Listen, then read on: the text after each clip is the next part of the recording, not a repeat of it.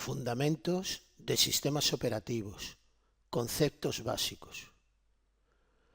Con esta lección iniciamos el tema 4 dedicado a fundamentos de sistemas operativos. En este tema, después de hacer una introducción, vamos a ver cómo el sistema operativo gestiona el procesador, la memoria, las entradas y salidas y los archivos. Y sin más, vamos a pasar a presentar la lección primera dedicada a conceptos básicos sobre sistemas operativos. Los contenidos de la presente lección son los siguientes. En primer lugar, vamos a ver los objetivos y funciones de los sistemas operativos.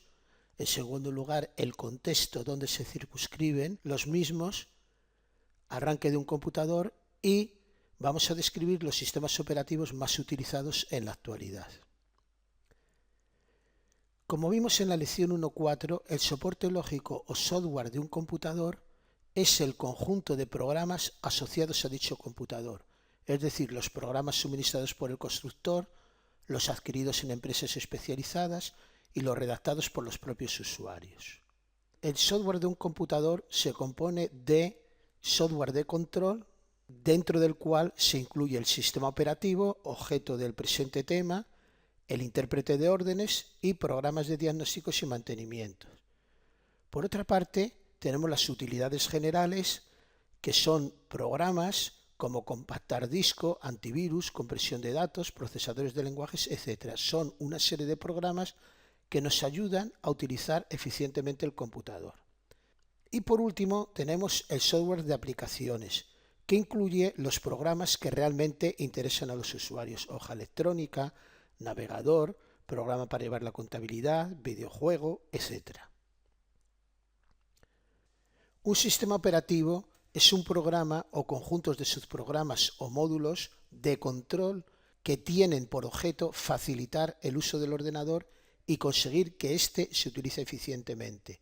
A lo largo de las lecciones de este tema veremos claramente cómo se realizan estas tres misiones. Primero, control; segundo, facilitar el uso del computador; y tercero, uso eficiente para aprovechar al máximo los recursos hardware de que disponemos. Las funciones principales de un sistema operativo son facilitar el uso del ordenador, concretamente la comunicación entre el ordenador y el usuario. En segundo lugar, gestionar y asignar recursos hardware a los programas. Estos recursos hardware son el procesador, la memoria y los periféricos. En tercer lugar, gestionar y mantener archivos en la memoria externa. En cuarto lugar, proteger los datos y programas. Quinto, identificar y autentificar a los usuarios. Sexto, contabilizar la utilización de los recursos, y otra serie de funciones que veremos a lo largo de esta y próximas lecciones. En consecuencia, los principales recursos que gestiona el sistema operativo son los que se indican en la figura. Por una parte tenemos la gestión del procesador, que será el objetivo de la lección 4.2.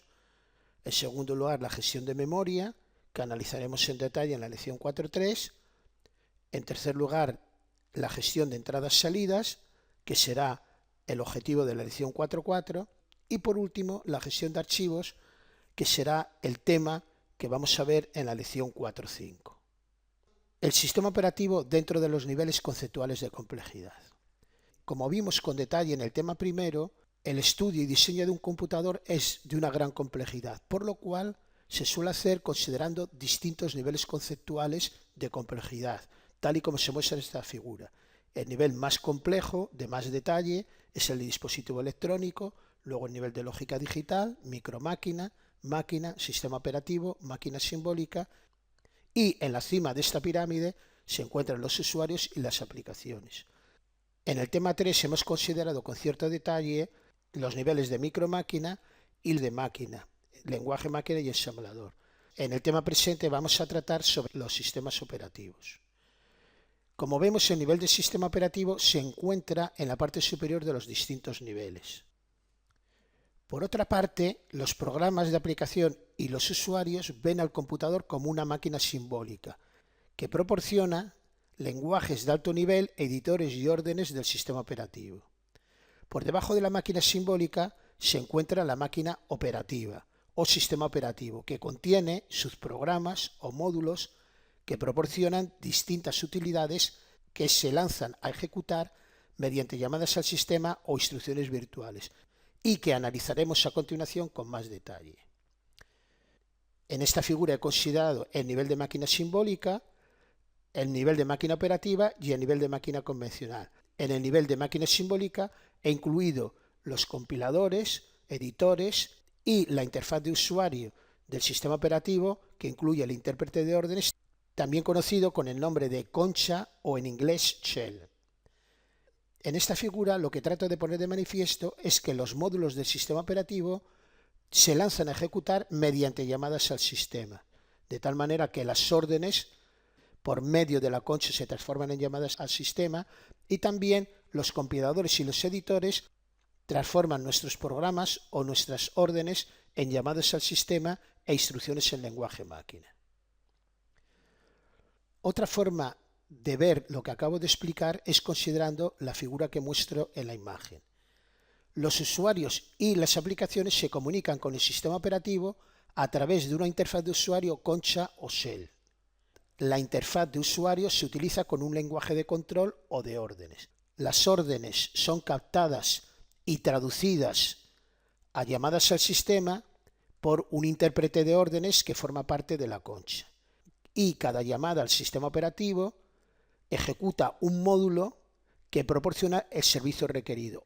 Obviamente estos módulos lo que hacen es lanzar a ejecutar programas escritos en instrucciones máquina. La interfaz de usuario a la que me he referido puede ser de distinta naturaleza. Pueden ser líneas de texto, esta interfaz también se denomina de líneas de órdenes, o puede estar compuesta por menús de opciones, y puede utilizar iconos y también puede utilizar ventanas. Se puede trabajar desde Windows con la interfaz de línea de órdenes, sencillamente yendo a la opción Todos los programas, accesorios y símbolo del sistema. Entonces nos aparece una ventana que constituye la interfaz de línea de órdenes del Windows. En esta imagen tenemos dos ejemplos de órdenes del sistema operativo lanzadas desde la interfaz de líneas de órdenes. La primera de ellas es la instrucción date. Esta orden sencillamente nos indica la fecha actual del sistema y nos da la posibilidad de cambiar dicha fecha. La otra orden del sistema operativo es dir. Esta orden lo que hace es listar el contenido de un directorio. Aquí vemos un directorio users Alberto y nos muestra los subdirectorios que componen este directorio y, en este ejemplo, un archivo, indicándonos también la capacidad que ocupa. De esta manera podríamos utilizar distintas órdenes del sistema operativo. Dentro del contexto de la interfaz de línea de órdenes, si damos la orden help, el sistema nos muestra un listado, resumen de todas las órdenes que contiene dicho sistema operativo. Los sistemas operativos actuales suelen utilizar una interfaz más sofisticada y mucho más cómoda de utilizar, que es un tipo de interfaz que se denomina GUI, Graphics User Interface, o en español interfaz gráfica de usuarios. Por ejemplo, la interfaz de Windows es como se muestra en la figura. Las interfaces de tipo GUI nos proporcionan la posibilidad de utilizar ventanas, menús e iconos. Arranque del ordenador. Al encender el ordenador, primero se lanza a ejecutar un programa de autodiagnóstico de encendido que está ubicado en la ROM del ordenador. Este programa identifica la memoria, los discos, teclado, ratón, comprobando su correcto funcionamiento. Y a continuación se ejecuta un pequeño cargador inicial que está también en la ROM. Este cargador inicial carga en la memoria principal un cargador más sofisticado que a su vez introduce en la memoria principal una parte del sistema operativo que se llama residente y que debe permanecer permanentemente en la memoria principal. Una vez que se ha cargado residente, nos aparece una invitación para que el usuario inicie su trabajo. Es decir, nos aparece la interfaz del intérprete de órdenes, que en el caso de Microsoft se denomina escritorio. A lo largo de la breve historia de los computadores se han desarrollado multitud de sistemas operativos. En estas gráficas muestro el uso de los mismos en la actualidad. Como vemos en esta gráfica, el sistema operativo más utilizado es el Windows de Microsoft, estimándose en el 81% el número de equipos que lo utilizan. En segundo lugar está el sistema operativo Mac con el 10%, el Linux con el 5% y sistemas operativos para equipos móviles del 4%. La distribución de los sistemas operativos de equipos móviles lo tienen en esta gráfica. En la actualidad el mercado es dominado por el sistema operativo Android con un 53% de usuarios, seguido del iOS con el 28% y otros un 19%. Por lo que respecta al 81% de sistemas operativos Windows, en esta gráfica tienen cómo se distribuyen. La gran mayoría corresponden al Windows 7, el 69%, seguido del reciente Windows 8, y luego tenemos el Windows XP, el Vista y el Windows NT. En este enlace pueden ver esta información de forma actualizada. El panorama del uso de sistemas operativos en los supercomputadores del top 500 es muy distinto. Así, la mayoría de ellos, concretamente 485 de los 500 equipos considerados, utilizan Linux, 12 utilizan Unix, 2 Windows y 1 una mezcla de sistemas operativos.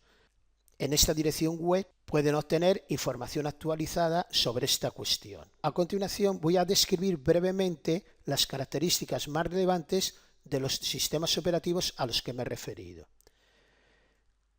El sistema operativo de mayor difusión, como acabamos de ver, es el de Microsoft. La primera versión se llamó MS2.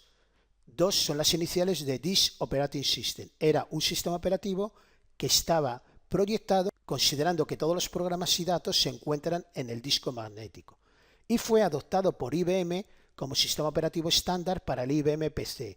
Inicialmente era para microprocesadores de 16 bits tipo monousuario y con una interfaz de línea de órdenes.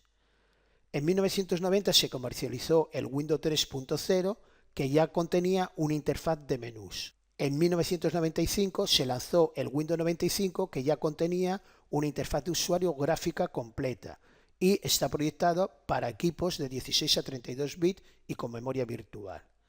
Paralelamente, en 1993 se comercializó Windows NT. NT son las iniciales de New Technology y estaba proyectado para estaciones de trabajo y servidores. 3 años después, en 1996, se inicia el desarrollo de versiones para electrónica de consumo, es decir, para equipos de bolsillo, sistemas empotrados y sistemas móviles, tales como tabletas, consolas, teléfonos inteligentes, etc. Podemos ver con más detalle la evolución de los sistemas operativos de Microsoft en la siguiente figura. Por una parte, tenemos las primeras versiones del DOS, que, como he comentado anteriormente, se iniciaron en 1981. En 1992, con el Windows 3.1, se inician las interfaces de usuarios tipo Windows y ya todas las versiones posteriores utilizan esta interfaz de usuario. Posteriormente surgieron distintas versiones poco a poco perfeccionadas, pero en 1993 se lanza el Windows NT 3.1. Este Windows, como he comentado anteriormente, está proyectado para servidores y estaciones de trabajo. Una de las novedades más importantes que introdujeron las versiones Windows NT era el sistema de gestión de archivos, que se denomina NTFS. En el año 2001, la filosofía de las dos corrientes de equipos personales y equipos servidores se unifica, dando lugar a la versión Windows XP, Windows Vista, Windows 7 y en la actualidad Windows 8 y Windows 8.1. Todas estas versiones son versiones de clientes proyectadas fundamentalmente para utilización de una persona. Por otra parte, se siguieron desarrollando versiones para servidores, siendo las últimas el Windows Multipoint Server o el Essentials de 2012. Todas estas versiones son para servidores. A partir de 1996 se desarrollaron versiones de Windows para electrónica de consumo, para sistemas empotrados, sistemas móviles y de telefonía. Aquí vemos la versión C1.0, C2.0, en 2003 una versión para sistemas móviles, Windows Phone 7, otra versión en el 2011 para sistemas embebidos y en el 2012 y 2014 las versiones Phone 8 y Phone 8.1 respectivamente. He de aclarar que en esta imagen no se muestran todas las versiones y revisiones de Windows. Un sistema operativo todavía de mayor relevancia es el Unix. El Unix fue revolucionario, ya que hasta que surgió cada empresa fabricante de ordenadores tenía sus propios sistemas operativos. Es más, una misma empresa solía tener distintos sistemas operativos dependiendo de la familia de computadores de que se tratase. El UNIX marcó un estándar para unificar sistemas operativos de distintos fabricantes.